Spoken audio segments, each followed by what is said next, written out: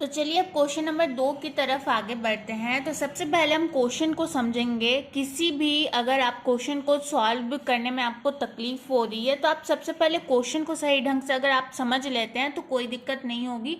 तो क्वेश्चन में कहा गया है कि दर्शाइए कि कोई भी धनात्मक विषम पूर्णांक 6q+1 या 6q+3 या 6q+5 के रूप का होता है जहाँ q कोई पूर्णांक है। ठीक है, जहाँ q कोई पूर्णांक है। सबसे पहले आप लोगों को ये समझ लेने की ज़रूरत है कि ये धनात्मक विषम पूर्णांक क्या है। धनात्मक विषम पूर्णांक 3 शब्द आप लोगों के पास है। तो धनात्मक आप लोग जानते हैं, मतलब अगर धन की तरफ आगे बढ़ना। ठीक है, मैं यहाँ पे आप लोगों को बेसिक तरीके से समझा रही हूँ कि 0 है, 1 है, 2 है और इधर -1 है, -2 है। तो ये वाली जो रेखा होगी वो धनात्मक होगी, है ना। धन की प्राप्ति, यहाँ पे धन की प्राप्ति यानी जब भी वृद्धि होगी, संख्याओं में वृद्धि होगी तब धनात्मक होगी। और ऋणात्मक संख्या भी होती है ना, यानी हमने किसी से ऋण ले रखा है, किसी से उधार ले रखा है, तो हमारे पैसे में क्या होगी, कटौती होगी, माइनस में चला जाएगा, तब वो ऋणात्मक होगा। और जब वृद्धि होगी तब क्या होगी, धनात्मक होगी। ठीक है, धनात्मक, ये समझ में आ गया। विषम, अब विषम की बारी। विषम आप लोग जानते हैं विषम संख्या क्या होती है। ठीक है, सम संख्या विषम संख्या के बारे में आप लोगों ने पहले ही पढ़ा होगा, तो इसमें कोई समझाने वाली बात नहीं है। जो 2 से विभाजित पूर्ण रूप से नहीं होता है वो विषम संख्या होती है। और अब बारी है पूर्णांक। तो पूर्णांक को आप लोग यूं समझ लीजिए कि जो पूर्ण संख्या होती है उसे पूर्णांक कहते हैं। तो धनात्मक विषम पूर्णांक 6q+1, 6q+3 या 6q+5 के रूप का होता है। ये हमें प्रूव करना है, ठीक है, दर्शाना है। और जहाँ q कोई पूर्णांक है, तो मैंने पहले ही बताया था p/q। ठीक है, p/q पूर्ण संख्या जो होती है वो p/q के रूप में लिखा जाता है। और मैंने आप लोगों को एल्गोरिथम का सूत्र बताया था। ठीक है, सॉरी यूक्लिड विभाजन एल्गोरिथम का सूत्र बताया था। क्या बताया था, a = bq+r। ठीक है, अब देखो यहाँ पे एक चीज बताने वाली है कि जो r है, r मैंने क्या बताया था आप लोगों को, शेषफल बताया था। r का मतलब शेषफल बताया था ना मैंने।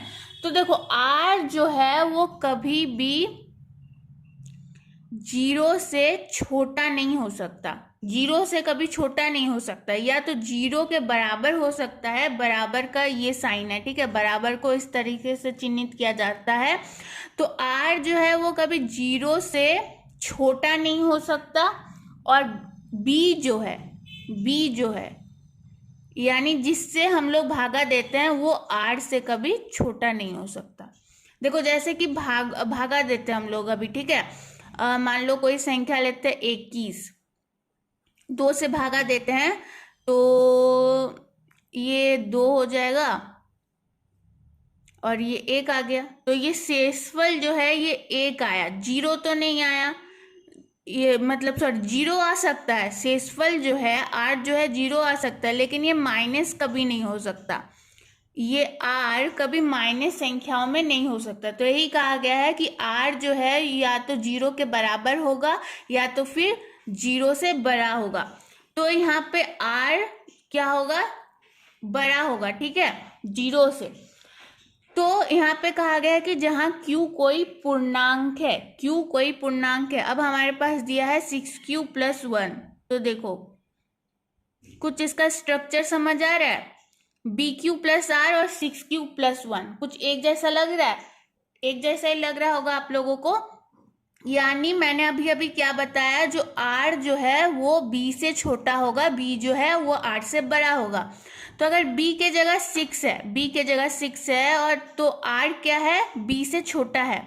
तो हम लोग यहाँ पे लिखते हैं अतः r का संभव मान, क्या कहा मैंने, b से छोटा होगा। और यहाँ पे b क्या है, 6 है, तो 6 से छोटा हो जाएगा 1 2 3 4 5 हो गया।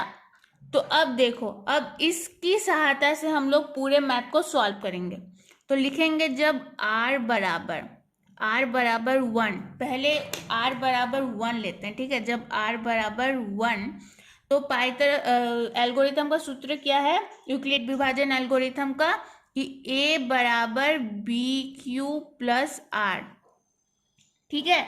तो b तो है 6 है, q और यहाँ पे r हमने लिया है 1, तो 6q प्लस 1, ये प्रूव हुआ 6q प्लस 1, जहाँ q कोई पूर्णांक है, तो ये एक बार सिद्ध हो गया। अब हम लोग लेंगे जब r बराबर 2, अब 2 को लेंगे। जब r बराबर 2, तो a बराबर बी क्यू प्लस आर। इसीलिए मैंने आप लोगों को चैप्टर के शुरुआती तौर में कहा था कि ये वाला जो आप लोगों के पास सूत्र है उसको समझ लीजिए, उसको कैसे क्या होता है उसको समझ लीजिए, तो आसानी से आपका पूरा सॉल्यूशन बन जाएगा, ठीक है। r बराबर हमने यहाँ पे 2 माना है, हमें क्या क्या प्रूव करना है, 6q plus 1, 6q plus 3, 6q plus 5, ठीक है। तो एक बार 6q प्लस 1 प्रूव हो चुका है जब r बराबर 1 लिए थे। अब लेते हैं जब r बराबर 3, जब r बराबर 3, तो अतः a बराबर क्या हो जाएगा, अतः a बराबर B Q plus R, b कितना है 6 है, 6q प्लस आर, r बराबर 3, 6q प्लस 3 भी प्रूव हो गया। तो अब सीधे हम लोग यहाँ पे ले लेते हैं जब r बराबर 5, ठीक है। जब r बराबर 5, आप लोगों को 4 भी लेके दिखाना है, लेकिन मैंने आप लोगों को समझा दिया है तो कोई दिक्कत नहीं होगी। तो अतः a बराबर क्या हो जाएगा, 6q प्लस 5, ठीक है। तो इस तरीके से हम लोग प्रूव कर सकते हैं कि कोई भी धनात्मक विषम पूर्णांक 6q प्लस 1 या 6q प्लस 3 या 6q प्लस 5 के रूप का होता है, जहां q कोई पूर्णांक है, ठीक है। ये था क्वेश्चन नंबर 2 एक्सरसाइज 1.1 का। अब चलिए एक्सरसाइज 1.1 का क्वेश्चन नंबर 3 की तरफ आगे बढ़ते हैं।